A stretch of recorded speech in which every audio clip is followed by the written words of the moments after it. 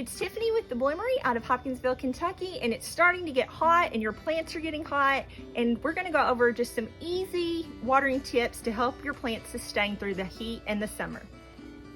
Watering your plants is one of the most crucial parts of taking care of your plants.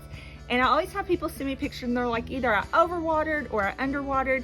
So we're gonna just talk a little bit about how to know when to water your plants and some easy tips just to keep you on schedule and keep you watering correctly.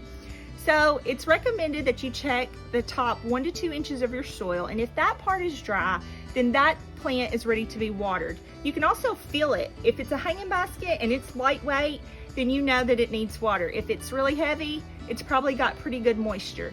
As the season goes though, those plants get bigger, your roots get bigger, and they need more water, especially in the heat of the day.